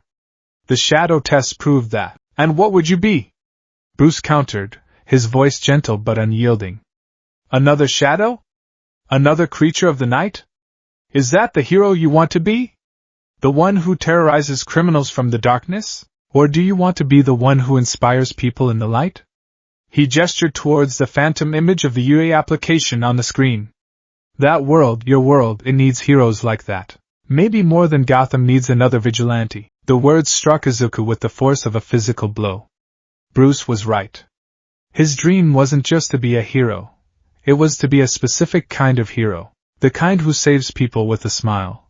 Who makes them feel safe not through fear, but through hope. He couldn't become that person here. In Gotham, smiles were for clowns and madmen. Hope was a foreign currency. He looked from Bruce's solemn face to Alfred's loving one, and he finally understood. This wasn't an expulsion. It was a graduation. This wasn't them casting him out. It was them pushing him out of the nest. It was the hardest, most painful, and most profound act of love they could possibly offer him. Tears welled in his eyes, hot and unrestrained. He had cried so much the night he was found, but he had barely shed a tear since. Now they flowed freely. Okay, he choked out, the single word a surrender and an acceptance. Okay. The next hour was a blur of methodical preparation, a familiar Wayne Manor routine layered over a foundation of profound, heart-wrenching emotion. While Lucius and Bruce monitored the dangerously unstable portal, Alfred led Izuku upstairs to his room. His bag was already packed. It sat on his neatly made bed, a simple, durable black backpack. Alfred must have prepared it in advance, anticipating this outcome. The realization sent another pang of love and sorrow through Izuku. Just the essentials, Alfred said, his voice regaining its customary composure, a comforting anchor in the emotional storm. He opened the main compartment. Inside were several changes of simple, civilian clothes, his new identity documents, a wallet preloaded with both Japanese yen and a credit card linked to a bottomless Wayne Foundation account, and at the very top, his most recent, hero analysis, notebook. Everything else, books, personal effects, training equipment, will be shipped to your new residence in Japan once it is secured, Alfred explained. This is just to get you started. Then, he unzipped a hidden, reinforced compartment in the back of the backpack. The interior was lined with dense, shock-absorbent foam, custom cut to hold a collection of familiar, matte black objects. Master Bruce and I agreed that while you are leaving our world, you should not leave unarmed, Alfred said, his voice dropping. The world of heroes may be brighter, but it is naive to assume it is without its own darkness. He began to point out the contents, his voice taking on the familiar tone of a quartermaster. Your grapple launcher, modified for a smaller profile. 4 silent gas propulsion cartridges, a dozen smoke pellets. 6 EMP capsules, low yield, designed to disable electronics without a large blast radius. A basic medkit, fully stocked. And this, he handed Izuku a pair of sleek, innocuous-looking sunglasses.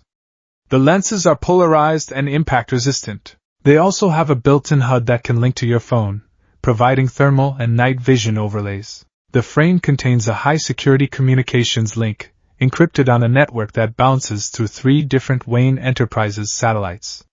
No one, and I mean no one, will be able to listen in. Use it to call us. Once a week, at the designated time. So we know you are all right. Izuku took the glasses, his fingers tracing their smooth lines. It was a lifeline. A promise that he wouldn't be alone. He looked around his room, the bookshelves crammed with everything from Shakespeare to Sun Tzu, the framed map of Gotham on his wall, the faint scuff marks on the floor from 1,000 morning katas. It was the only room he had ever really known, and he was about to leave it forever. Alfred, he started, his voice thick. I don't know how to thank you. For everything. Alfred turned to him, and for the first time, the butler's legendary composure shattered completely. His face crumpled, and he pulled Izuku into a fierce, tight hug. Izuku buried his face in the familiar, comforting fabric of Alfred's suit, his own body shaking with silent sobs. Oh, my dear boy, Alfred whispered, his voice cracking. There is nothing to thank me for. Raising you, it has been the single greatest honor of my life. He held Izuku at arm's length, his hands on his shoulders. You were the light that came into this dark house, Izuku. Do not ever forget that. Now go. And be the light for others. He took a deep breath, straightened his tie, and smoothed his vest, a man reassembling his own armor. Master Bruce is waiting. The portal will not remain stable for much longer. They walked down to the cave together one last time, a silent procession of 2. Bruce and Lucius stood by the shimmering gateway. The air around it was crackling with energy now, the distortion grown to the size of a doorway. Through the rippling haze, Izuku could almost see something, a flash of blue sky, the shape of a modern building. It was indistinct, like a dream struggling to form. Bruce handed him the backpack. It felt heavy on his shoulders, weighted with more than just gear. It was weighted with 10 years of love, training, and expectation. The coordinates are locked on Mizudafu, Japan, Bruce said, his voice gruff, avoiding eye contact. It's a major city. The exam is at the UA campus there. A car and a handler from our Japanese subsidiary will meet you on the other side. They will take you to your new apartment. Everything is arranged. He finally looked at Izuku, and in his eyes the boy saw a flash of the lost child Bruce once was, a flicker of profound, lonely pain. Be smart. Be careful. Trust your training. Trust yourself. He hesitated, then added, his voice barely a whisper. Make us proud. Izuku nodded, unable to speak. He slung the backpack over his shoulders and put on the sunglasses. The world snapped into a slightly sharper focus, a faint, green data stream appearing in the corner of his vision. He looked at the three men who had shaped his life. Lucius Fox, the benevolent wizard who had built the bridge to his future. Bruce Wayne, the dark knight who had taught him to be strong. And Alfred Pennyworth, the faithful steward who had taught him to be good. He took a deep breath and turned towards the portal. It hummed with an otherworldly song, a promise of a new life. He took a step, planting his foot on the platform. The strange, pulling sensation intensified. He gave one last look over his shoulder. Alfred gave him a small, watery smile and a single, sharp nod. Bruce remained a stoic statue, but Izuku could see the immense effort it was costing him. With a heart full of sorrow and a soul burning with a fierce, determined hope, Izuku Midoriya stepped through the shimmering curtain and left the world of shadows behind. On the other side, the sun was waiting. The transition was not a gentle passage. It was a violent, sensory assault. For a single, terrifying instant, Izuku Midoriya ceased to exist as a physical being and became pure information, stretched thin across an impossible, roaring chasm between worlds. He felt his atoms unwound and restitched in the blink of an eye. The cool, damp air of the Batcave was ripped away, replaced by something warm, humid, and blindingly bright. He stumbled forward, his legs clumsy and uncoordinated, and fell to his knees on rough, sun-warmed asphalt. The world slammed back into focus with the force of a physical blow. The light. It was the first thing he truly processed. An unrestrained, brilliant, almost aggressive sunlight that beat down from a vast, impossibly blue sky. There were no perpetual gray clouds, no bruised twilight masquerading as noon. This was pure, unadulterated daylight, and it made him feel exposed, vulnerable, like a creature of the deep suddenly dragged into the shallows. He squinted, his eyes watering, even the advanced polarization of his Wayne-Tech sunglasses struggling to cope. The sounds were next. In Gotham, sound was a cacophony of conflict, angry horns, distant sirens, harsh shouts. Here, the noise was a symphony of life. The cheerful, electronic jingle of a crosswalk signal, the high-pitched chatter of students in unfamiliar uniforms. The distant, booming laugh of a man whose skin seemed to be made of rock as he helped a woman retrieve a dropped bag of groceries. The air smelled different, too. Not of rust and decay and damp concrete, but of street food, the savory scent of grilled yakisoba, the sweet aroma of crepes, mingled with cherry blossoms and the clean, metallic tang of the city's monorail system gliding silently overhead. This was Mizudafu, Japan. It was everything his broken tablet had promised, and so much more. It was loud and bright and overwhelmingly, terrifyingly normal. A sleek, black car, a model Izuku didn't recognize but which hummed with the quiet power of an electric engine, was parked at the curb of the deserted alleyway where the portal had deposited him. A man in a sharp, dark suit stood beside it, his posture respectfully still. He was Japanese, his face impassive but for a small, welcoming smile. Midoriya-sama? The man asked, his voice polite. My name is Tanaka. I am with the Wayne Stark Japan Foundation. Welcome home. The name was a slight modification for this world, a corporate merger that provided a plausible cover story. Wayne Stark. Bruce's quiet, professional paranoia was as reliable as the sunrise. Izuku simply nodded, still dazed, and allowed himself to be ushered into the cool, leather-scented interior of the car. The portal behind him had vanished without a sound, leaving only the faint smell of ozone and the deep, resonant ache of departure in his chest. The drive was a silent tour through a waking dream. Izuku stared out the window, his mind, the analytical engine honed by a decade of threat assessment, struggling to process the flood of new data. He saw a woman with butterfly wings casually sipping a coffee at an outdoor cafe. He saw a man effortlessly directing traffic with four long, rubbery arms. He saw children in a park playing, one of them creating small, harmless balls of light in his palms, another leaping to impossible heights. Quirks. They were everywhere. Not hidden, not feared, but integrated into the very fabric of society. It was beautiful. It was chaotic. And to his Gotham-trained senses, it was a tactical nightmare. Every single person was a potential variable, a walking, talking anomaly with unknown capabilities. The sheer unpredictability of it all made his skin crawl. Tanaka took him to a modern, stylish apartment building in a quiet residential district. The apartment itself was small but efficient, with minimalist furniture, a fully stocked kitchen, and a large window that offered a stunning view of the city. On the table was a welcome packet containing his exam registration, a map of the city, a new phone, and a small, handwritten note on thick, cream-colored cardstock. "Izuku, settle in. Your gear will arrive tomorrow. We are watching. Make us proud." The familiar, elegant script was a lifeline. He clutched the note, the sharp corners of the paper digging into his palm, a tangible link to the world he had left behind. The next 2 days were a blur of acclamation. He explored the city on foot, forcing himself to relax his posture, to stop scanning rooftops for sniper nests, to stop analyzing crowds for potential threats. He was trying to unlearn a decade of paranoia, and it was the hardest training he had ever endured.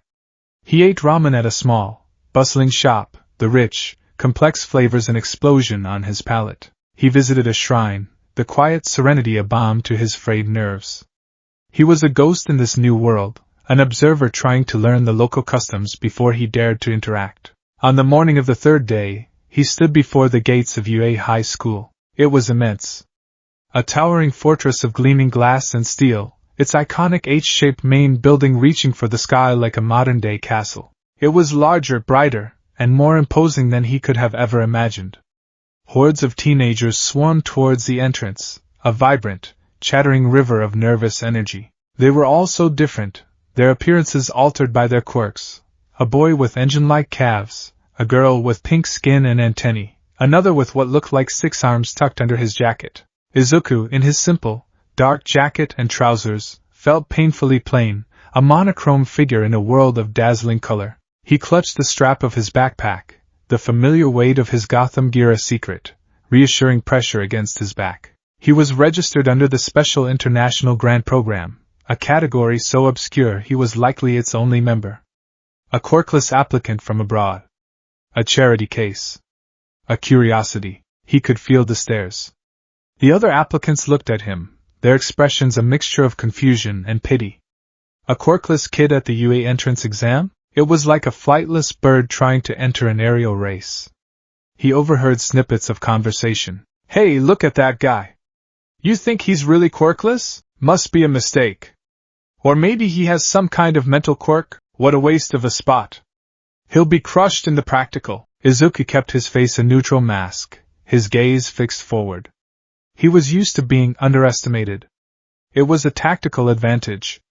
Let them think he was weak. Let them dismiss him. Their complacency would be their undoing. It was a lesson Gotham had taught him well. He found his seat in the massive orientation hall. The lights dimmed, and a hero with a ridiculous amount of blonde hair styled into a giant horn and a leather jacket took the stage. Present Mike. Izuku recognized him from his research. His quirk, voice, could generate deafening sonic screams. Present Mike launched into a loud, energetic explanation of the exam. It was a tale of 2 parts, a written test and a practical test. The written portion was a breeze for Izuku. His rigorous education with Alfred had prepared him for collegiate-level questions, let alone a high school exam. It was the practical that made the knot in his stomach tighten. "Your practical exam will be a 10-minute mock urban battle!" Present Mike screamed, his enthusiasm shaking the very air. "You'll be facing 3 types of faux villains. Each one is worth a different point value. Your goal is to use your awesome quirks to rack up as many villain points as you can. Can I get a yeah?" The hall was silent. Present Mike continued, explaining the different point values of the 1-pointer, 2-pointer, and 3-pointer robots. It was all about destructive power. A direct application of force. Izuku's heart sank. He had no destructive power. He had tactics, stealth, and a few non-lethal gadgets. How could he possibly compete? Then, a tall, well-dressed young man with glasses stood up, his hand raised ramrod straight. Excuse me, sir. I have a question. He boomed, his voice as loud as a drill sergeant's. He pointed to the exam handout. It is stated here that there are 4 types of villains, not 3. If this is a misprint on UA's official materials, it is a great shame. And you, he swiveled, pointing directly at Izuku. You with the green hair. You have been muttering to yourself this entire time. It is distracting and unbecoming of a potential UE student. If you are not going to take this seriously, then I suggest you leave. The spotlight was suddenly on him. Hundreds of eyes turned to stare. Izuku froze, his face flushing. He had been muttering, a nervous habit he never quite managed to shake. He'd been analyzing the exam parameters, formulating strategies. A 10-minute time limit favors speed and high-impact quirks. The point system incentivizes aggression. But what about collateral damage? What about efficiency? A 3-pointer might be tough, but what if its armor is weaker at the joints? Maybe a targeted strike. Before he could apologize, President Mike intervened. All right, examinee 7111. Thanks for the call-out. The 4th villain type is the 0-pointer. It's an arena trap. It's worth 0 points. Think of it as a giant, walking obstacle. My advice is to run away. The tall boy bowed stiffly and sat down. Izuku sank lower in his seat, trying to become invisible. It was a disastrous start. He had already made an enemy without even trying. The practical exam site was breathtaking. They had been bused to a massive, self-contained cityscape, a sprawling metropolis of towering skyscrapers, quiet residential streets, and industrial parks. It was the ultimate training ground. Izuku was assigned to Battle Center B. As the other applicants stretched, powered up, and boasted, Izuku did his own preparation. He found a quiet corner, away from the others, and closed his eyes. He wasn't warming up his muscles, he was warming up his mind. He pulled up the map of Battle Center B that had been provided, committing it to memory.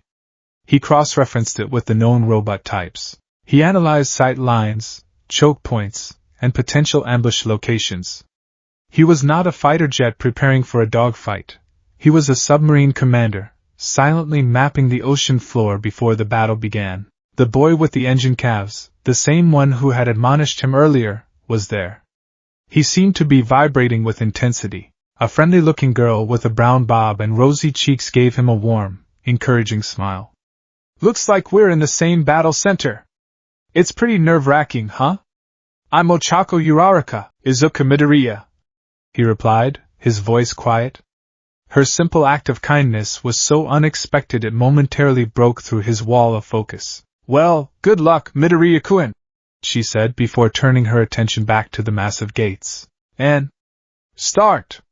President Mick's voice boomed from unseen speakers. The other applicants shot off the line like cannonballs. The engine-legged boy, Ida, was a blue and silver blur. Others launched themselves into the air, smashed through walls, or unleashed blasts of energy. Izuku was left standing in the dust. For a split second, he was paralyzed by the sheer overwhelming power on display. What was he doing here? He didn't belong. Then, a voice echoed in his mind, calm and British. The first casualty of any battle is the plan. The second is panic. Control yourself, Izuku. Alfred. He took a deep breath. His panic subsided, replaced by the cold, clear logic of his training. He couldn't compete with them on their terms. So he would have to compete on his. He sprinted, not towards the sounds of battle, but away from them, into a narrow side street. He pulled on his sunglasses, the world snapping into the familiar green-tinged thermal vision. He could see the heat signatures of the robots, glowing hot against the cool concrete. He activated his grapple launcher.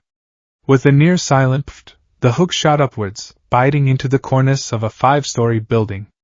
He retracted the line, soaring into the air. He landed silently on the rooftop, his soft-soled boots absorbing the impact. From this vantage point, the battle below looked like chaos.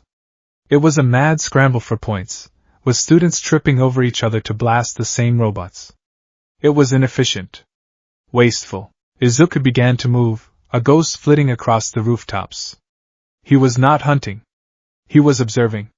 His Hero analysis for the future was not just a hobby, it was his primary weapon. He saw a one-pointer rolling down an alley. A boy with a laser beam quirk was about to blast it, but another student with a hardening quirk cut him off, smashing the robot with his fists. Izuku ignored them. He saw another one-pointer turning a corner, its patrol pattern predictable. He dropped from the roof, landing directly on top of it. He didn't try to punch it. He pried open a maintenance hatch near its neck, a design flaw he noted in the orientation diagrams, and slapped one of his low-yield EMP pellets onto the exposed wiring. The robot sputtered, its lights flickered, and it collapsed, completely inert. Villain points 1. It wasn't flashy. No one even saw him do it. But it was effective. He grappled back to the rooftops and continued his silent, methodical work. He became a saboteur, a ghost in the machine of the exam. He found a two-pointer cornered by a girl who could stretch her limbs. While she was trying to wrestle with its arms, Izuku rappelled down the wall behind it, planted an EMP device on its primary power conduit, and was gone before she even realized the robot had been disabled. He didn't care who got the official point. He was testing his methods, but villain points were not his primary objective. Bruce's words from the shadow test echoed in his mind. The test was not about the objective. It was about the choice. He switched his goggles to a wider audio-sensory mode. He began listening, not for the clash of metal, but for cries of distress. He heard one. A boy had overextended his quirk and was now pinned under the wreckage of a three-pointer he managed to topple. His leg was trapped, and another active two-pointer was bearing down on him. Izuku dropped to the street. "Hey!" he shouted at the robot, making himself a target. The robot swiveled, its red optical sensor locking onto him. It fired a barrage of rubber bullets. Izuku didn't try to dodge. He threw a smoke pellet at his feet. The street was instantly enveloped in a thick gray fog. He used the seconds of confusion to sprint to the trapped student. "Your leg, is it broken?" Izuku asked, his voice calm and professional. I don't think so. Just stuck," the boy stammered. Izuku analyzed the wreckage. A single steel girder was pinning the boy's leg. It was too heavy to lift. But he didn't need to lift it. He placed his hands on the pavement, feeling for the fulcrum point. "On 3, I'm going to shift this. When you're free, run. Don't wait for me. 1, 2, 3. He shoved with all his might, not lifting, but rotating the wreckage on its axis. It was just enough. The boy scrambled free. Izuku, now exposed as the smoke cleared, became the robot's sole target. He grappled away at the last second, the rubber bullets peppering the spot where he'd been kneeling. He received 0 villain points for the encounter. But as he saw the boy he'd saved take out another one-pointer from a safe distance, Izuku felt a surge of satisfaction that was worth more than any point. This was his rhythm. He moved through the city not as a combatant, but as a shepherd. He would disable robots with quiet efficiency when the opportunity arose, but his priority was the other examinees. He used his smoke pellets to create diversions for students who were overwhelmed. He called out warnings from the rooftops about approaching robots. He used his advanced first aid skills from his medkit to patch up a girl who'd been scraped up by shrapnel. He was racking up a different kind of score, one that wasn't displayed on any official leaderboard. He saw the friendly girl, Uraraka, trying to take on a two-pointer. She could make things float by touching them, but she seemed to get nauseous if she overused her quirk. She had the robot floating, but it was still firing its weapons wildly. Izuku, from a block away, used his grapple line to snag its main cannon, yanking it off target just as it fired, saving a group of students from being hit. Uraraka gave him a grateful, if slightly green-faced, look before bringing the robot crashing down. He had maybe 5 or 6 villain points. A pathetic score. But he had helped at least a dozen other students, directly or indirectly. He had saved people from injury, prevented them from being eliminated from the exam, and helped them score their own points. Suddenly, the ground began to shake. A deep, groaning sound echoed through the city, the sound of grinding metal and immense power. A shadow fell over the entire street. Izuku looked up, and his blood ran cold. It was the 0-pointer, but present mixed description hadn't done it justice. It wasn't a giant obstacle. It was a titan, a monster of steel and chrome that towered over the tallest buildings, its single, glowing red eye scanning the cityscape. It was a weapon of mass destruction, a walking apocalypse designed to inspire one reaction: terror. And it was working. Everyone was running, screaming, just as President Mike had advised. The zero-pointer was not a test. It was a force of nature. Izuku began to run too.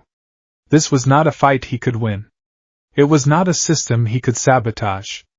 It was a threat beyond his scale. As he ran, he heard a small, weak cry. Help! He skidded to a stop, turning back. And he saw her, Uraraka. The friendly girl. She was trapped. Her leg was pinned under a slab of concrete, debris kicked up by the zero-pointer's massive footfall. She was trying to push it off, but she was exhausted, her face pale. The giant robot was taking another step, its immense foot poised to come down directly on top of her. The other students ran past, their faces filled with their own terror. No one was going to help her. No hero was coming. In that moment, Izuku Midoriya was back in the Tricorner Yard's warehouse. He was back in Crime Alley. He saw a person in need, an innocent about to be crushed by a force they couldn't fight. He saw a choice, and he acted. His mind went into a state of hyperfocus, the world slowing down around him. He didn't have the power to stop the robot. He didn't have a quirk to save her, but he had a decade of training. He had analysis. He had Alfred's pragmatism and Bruce's sheer, indomitable will. He looked at the robot. It was a machine. And all machines have a weakness. His eyes scanned the Titan's body, from its massive feet to its towering head. Its armor was too thick. Its systems were too internal. But its head was its command center. Its single, glowing red eye was its optical sensor. And it was exposed. He looked at his grapple launcher. The standard line wouldn't hold his weight on a direct vertical ascent of that magnitude. But he had a plan. A crazy, reckless, suicidal plan. He looked at Uraraka, at the genuine terror in her eyes. He remembered her kind smile. A hero is someone who puts the safety of others before their own. He ran. Not away from the robot, but directly towards it. What is he doing? A voice screamed from an unseen observation room. Is he insane? Another voice shouted. In that room, a dozen pro-heroes watched the monitors in stunned silence. A small, bear-like creature, Principal Nizu, leaned forward, his black eyes gleaming with intense interest. All Might, in his skeletal form, choked on a bit of blood. Young Midoriya, Izuku fired his grapple, not at the robot's head, but at the face of a 30-story building next to it. As the hook bit into the concrete, he didn't ascend. He began to run up the side of the building, his feet finding purchase on the vertical surface, the grapple line providing just enough support to defy gravity. He ran higher and higher, a small, dark figure scaling a skyscraper. When he was level with the zero-pointer's head, he kicked off the wall, disengaging the grapple and launching himself through the air. For a breathtaking second, he was flying. He landed on the robot's massive shoulder, rolling to absorb the impact. The Titan barely registered his presence. It was still moving, its foot beginning its descent towards Uraraka. He had seconds. He ran across the expanse of the robot's shoulder, his destination the massive, glowing red eye. He pulled the last two devices from his belt. Not EMPs. These were different. 2 high-density, concussive pellets. Alfred had called them breachers. Designed to shatter reinforced glass and disable sensors without a lethal explosion. He reached the eye, a smooth, glassy dome the size of a car. He slapped both breachers onto its surface. Then he did the last thing anyone expected. He pulled out his notebook and a pen. He ripped out a blank page and scribbled a single, iconic phrase. With a piece of adhesive from his medkit, he slapped the note onto the robot's forehead, right above the eye. He leaped. He pushed off the robot's head, a desperate, backward dive into nothingness, just as its foot began to crush the street where Uraraka lay. Timer expired! The exam is over! President Mick's voice blared. In midair, as Izuku plummeted towards the ground, he triggered the breachers. There was no fireball. Just a deafening crack. The robot's massive red eye shattered into a million pieces, a cascade of crystalline dust. The Titan shuddered. Its movements became erratic. It froze in place, its foot hovering inches above Uraraka, and then its systems failed, its lights dying as it powered down completely. The note on its forehead fluttered in the wind. On it, in messy, hurried script, it read, "I am here." Izuku hit the ground hard. The world exploded in a starburst of pain, and then, mercifully, there was only darkness. He woke to the gentle sensation of something soft on his cheek. He blinked, his vision blurry.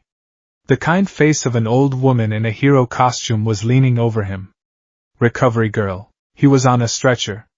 The other students were gathered around, their faces a mixture of awe, confusion, and disbelief. He saw Ida, his stern expression replaced by one of pure shock. He saw Uraraka, safe, being tended to by medics, her eyes wide as she stared at him. He had 0 villain points. He had failed the exam on its own terms.